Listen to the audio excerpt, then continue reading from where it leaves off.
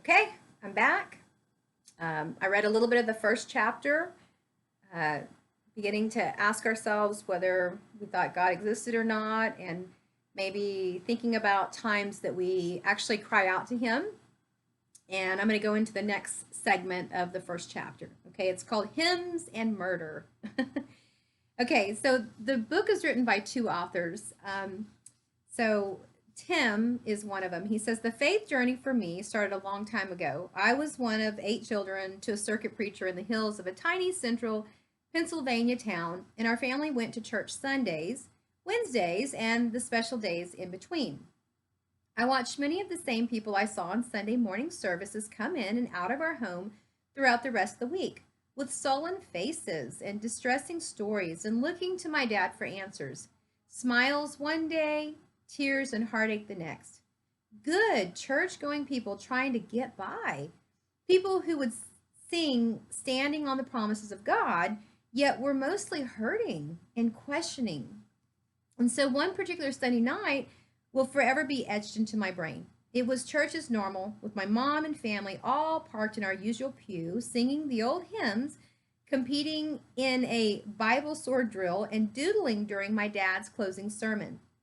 Even the guy sitting in the wooden pew way back in the corner was in place, right where he always sat. Shirt, tie, Bible in hand. I think he even prayed publicly as part of the service that night. Yet nobody in his or her right mind could have guessed what would happen later that evening to this friend of my father. At home and snug in bed for the evening, we were awakened by a phone call. The phone was out in the hallway, so my dad had to get up and answer it, and on the other end of the line was the man in the corner pew. And the conversation, as I recalled it, went something like this: Preacher, I shot him. What? Shot who? Said my dad. The man who was fooling around with my wife. What do you mean you shot him? My dad questioned. Preacher, I shot him with my rifle. He's dead. Evidently, when he got home from church that night, the other man was with his wife. He got his rifle, loaded it, and then waited for the secret lover to leave. As the lover stepped out onto the porch, he watched as they embraced. And that's when he pulled up the rifle and watched through the scope for just the right moment. He put his finger on the trigger, and then he shot and killed him dead. My dad was an emotionally even killed man, but by the cut in his voice, I knew this was different. He was stunned and deeply grieved that his friend had just killed somebody. He was also nervous, trying to figure out what to do and who to call to, who to turn to in the proper with the proper authorities. Immediately, my dad called the state police and he worked to get his friend surrendered to authorities.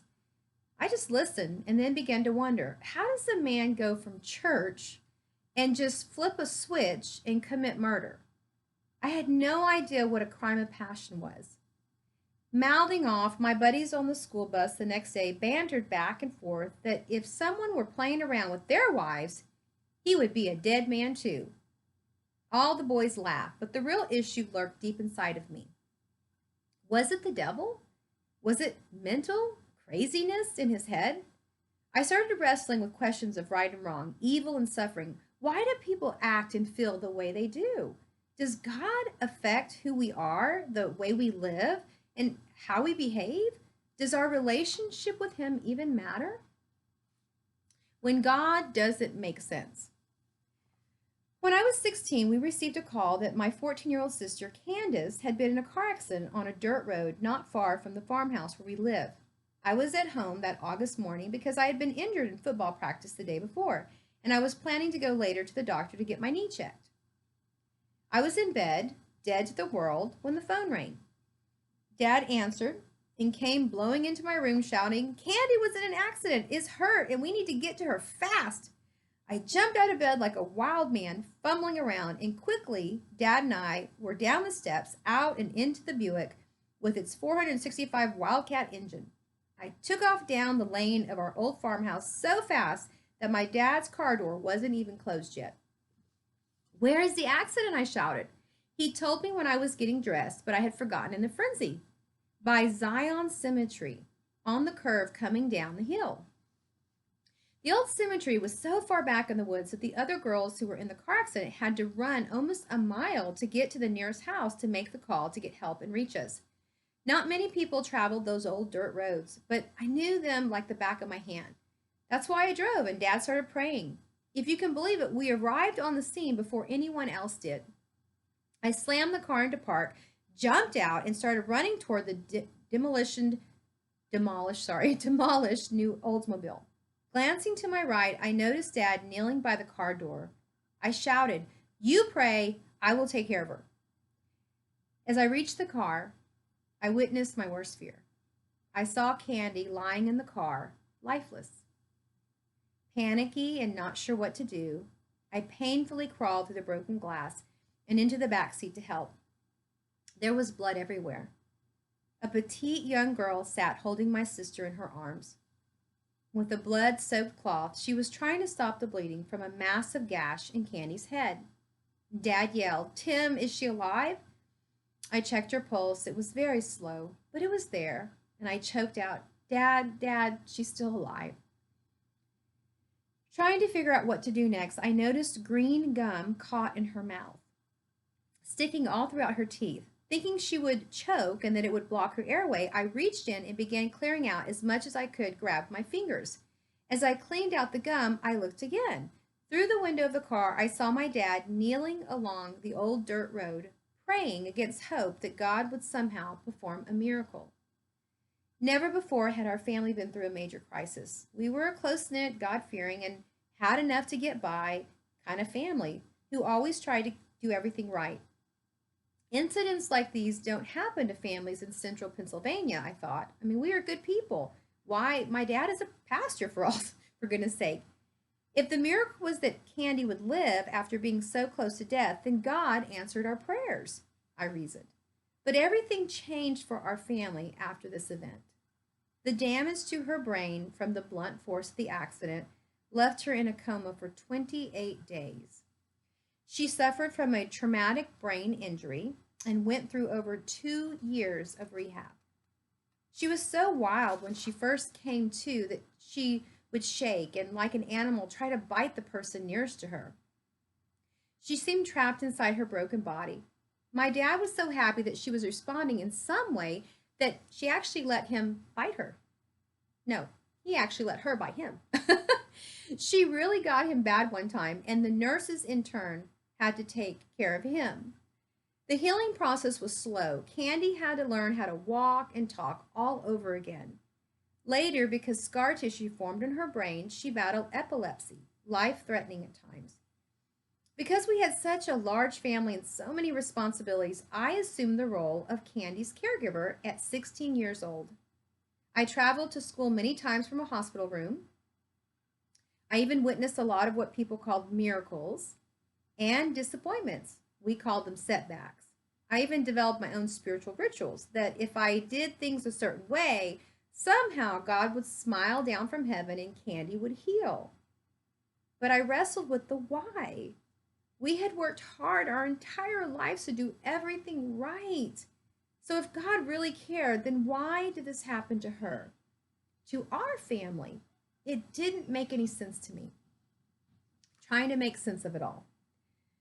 One of the other boys I grew up with suddenly stopped coming to church. His family said he had changed. I found out later that he became depressed and he wound up killing himself. Another family from our church would always sit on the right side and toward the front closest to the piano. It was Dad and Mother to the left, and then in order from oldest to youngest. You know, they reminded me a lot of the Cindy Lou family from The Grinch Who Stole Christmas. A gentle family, kind, poor, good people who wanted to know God. To help pay the family bills, the eldest teenager's son started working the evening shift at the local grocery store restocking shelves. One night while he was working, some psycho kid broke out of a local facility, had a knife, walked into the store, and brutally butchered and killed him. Why? It was totally senseless. A personal journey. Now, you probably know why I decided to study theology and counseling. It's interesting to note that many students who enter counseling related programs do so because of prior life experiences, and they have a desire to help people get through life's challenges.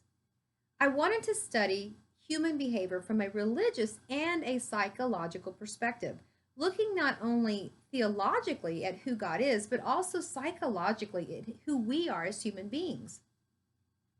I wanted to understand what caused people to murder or give up on life. And I wanted to know why such devastating things, such as my sister's car accident, happened to good people. And I did. Early on in my doctoral studies at the College of William and Mary in Virginia, I read an article by Jeffries McWhirter, psychology professor at Arizona State University, that angered me, yet forced me to reevaluate once again what I had been taught growing up and had learned in college.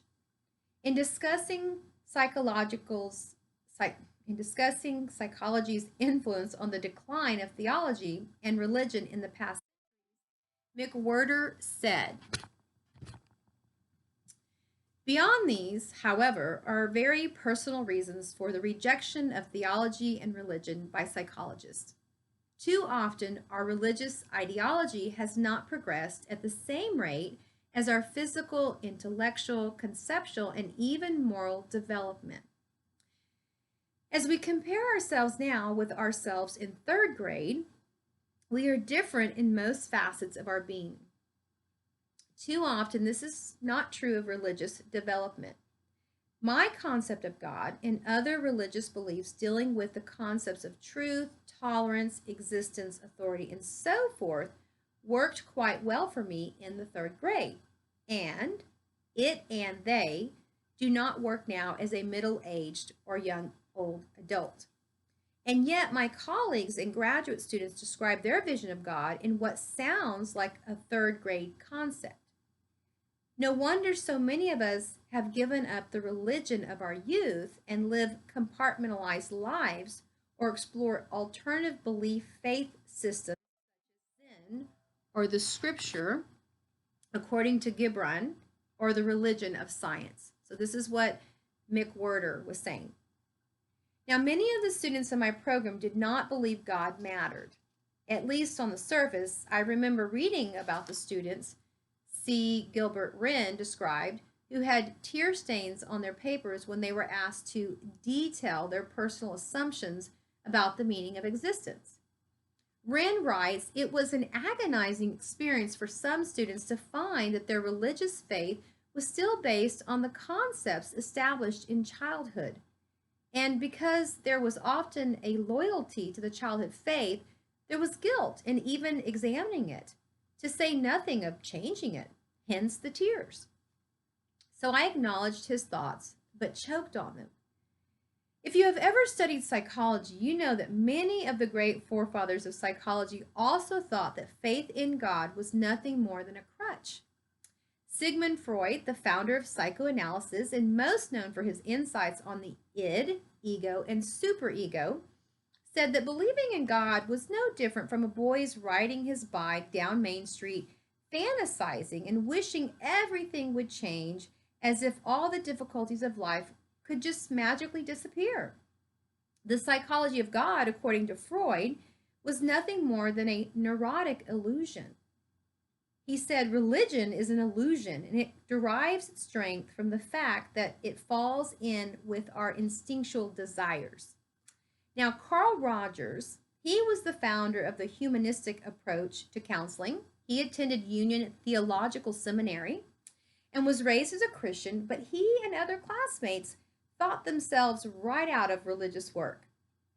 Albert Ellis, credited as the founder of cognitive behavioral therapies, really had a difficult time believing that God mattered.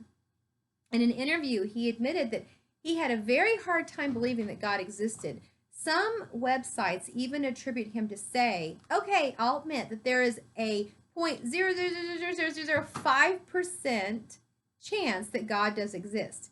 But if he does, what makes you think he gives a blank about you? As I learned psychological theory and therapeutic practice, I constantly debated with myself and with others if God mattered, only to find that he does, and that a relationship with him is one of the grandest journeys of life. Hebrews 11:6 says, "And without faith it is impossible to please God, because anyone who comes to him must believe that he exists and that he rewards those who earnestly seek him." Let's see. Okay, I think I can fit in the next 5 minutes. A universal longing.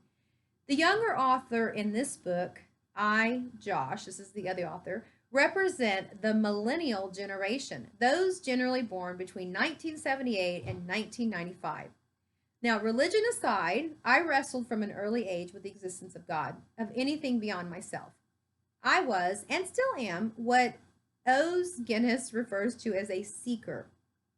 People for whom life or part of life has become a point of wonder, a question, a problem, an irritation.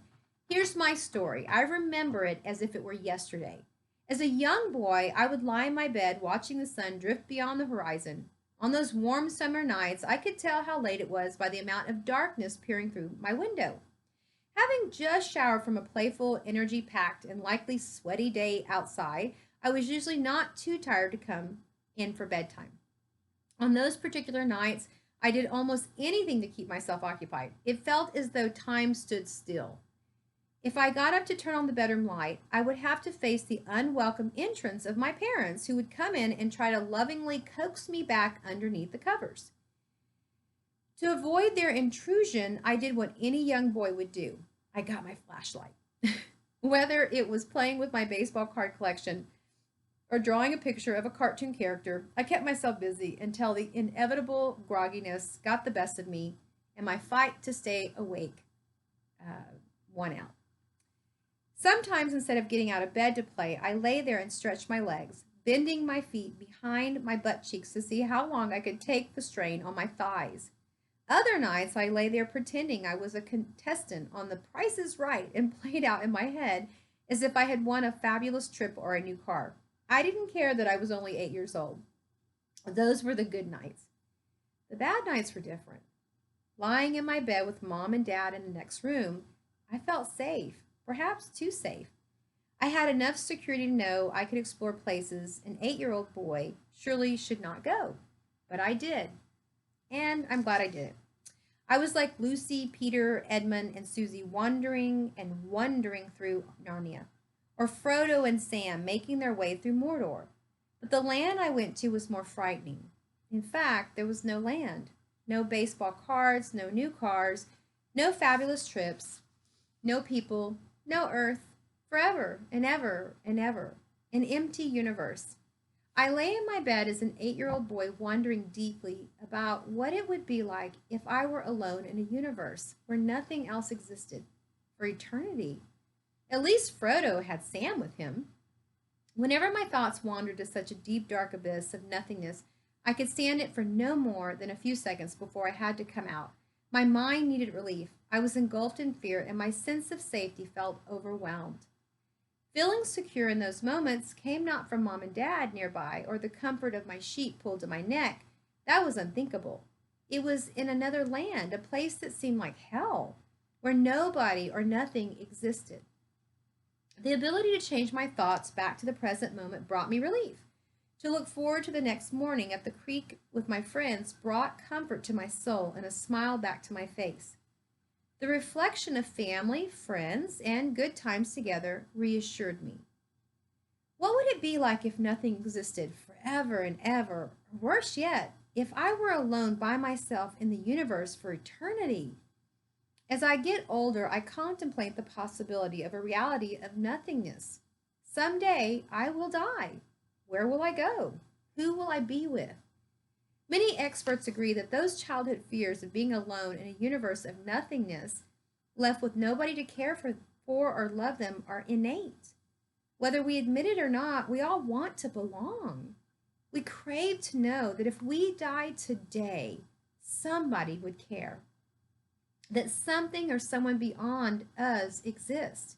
In fact, empirical evidence is now showing that we may be born with a desire for a relationship with a transcendent other, and that longing begins to reveal itself in children as young as 3 years of age. Albert Einstein sought something beyond himself. Here's his take on it. The most beautiful experience we can have is the mysterious. It is the fundamental emotion which stands at the cradle of true art and true science, a knowledge of the existence of something we cannot penetrate, our perceptions of the profoundest reason and the most radiant beauty, which only in their most primitive forms are accessible to our minds. It is this knowledge and this emotion that constitute true religiosity. In this sense, and in this alone, I am a deeply religious man. The reality of God and the innate human search for his existence and purpose in our everyday life goes beyond age, race, socioeconomic status, career, IQ, nationality, ethnic group, or era in which we live.